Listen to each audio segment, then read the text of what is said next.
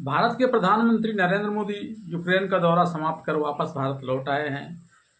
भारत का यूक्रेन दौरा कई मायने में बहुत महत्वपूर्ण रहा। इस दौरे में भारत ने कई बड़े और महत्वपूर्ण संकेत दिए। इस दौरे ने जहां भारत की साख में वृद्धि की, वहीं पूरे विश्व के देशों में रूस और यूक्रेन के बीच चल रहे युद्ध को भी टालने में भारत की एक बड़ी भूमिका नजर आई। स्पष्ट रूप से यूक्रेन के राष्ट्रपति जेलेंस्की, जिन्होंने प्रधानमंत्री नरेंद्र मोदी की रूस यात्रा की काफ़ी आलोचना की थी, उन्हें भी संदेश देते हुए कहा कि आप बैठकर बात करें ताकि युद्ध समाप्ति की ओर बढ़ सके, और भारत की भी भूमिका को लेकर उन्होंने स्पष्ट कर दिया। वहीं अब तक रूस के पक्ष में दिख रहा भारत यूक्रेन के इस दौरे के बाद अपने एक नए अंदाज में दिखा और विश्व बिरादरी के लिए एक नए संदेश इसने जारी किए, और रूस के लिए भी कि वह अपना हील हवाला वाला रवैया छोड़े।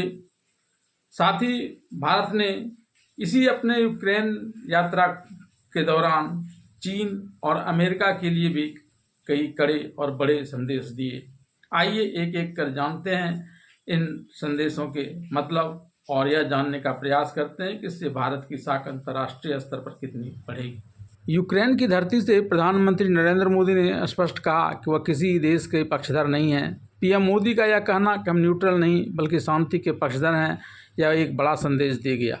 पीएम मोदी ने जेलेंस्की से कहा कि आज मैं आपके साथ शांति और प्रगति के रास्ते पर विशेष रूप से चर्चा करना चाहता हूं। मैं आपको आश्वस्त करना चाहता हूं कि भारत शांति के हर प्रयास में सक्रिय भूमिका निभाने के लिए तैयार है।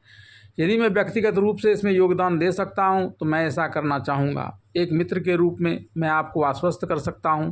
पीएम मोदी की इस यात्रा से भारत, अमेरिका सहित पश्चिमी देशों को भी साधता नजर आ रहा है।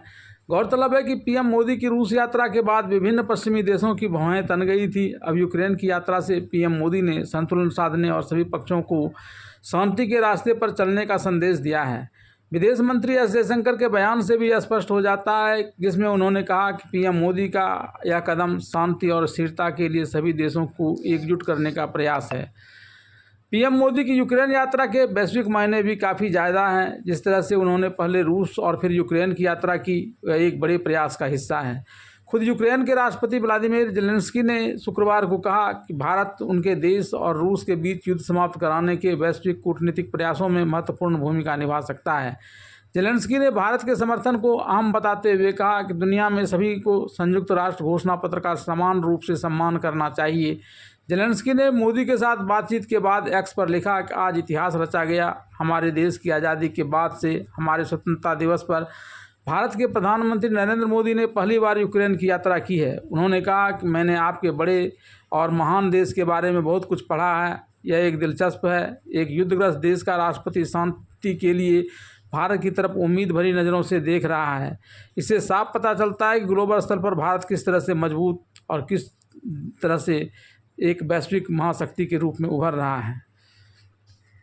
पीएम मोदी ने यूक्रेन की धरती से एक ग्लोबल नैरेटिव दिया है। उन्होंने स्पष्ट कहा कि भारत युद्ध का नहीं, बुद्ध का देश है। पीएम ने कहा कि हम महात्मा गांधी की धरती से आते हैं, जिन्होंने हमेशा दुनिया में शांति के लिए संदेश दिया है। उन्होंने कहा कि अन्य देशों के लोग भी जानते हैं कि भारत ने सक्रिय रूप से शांति प्रयासों की योजना बनाई है।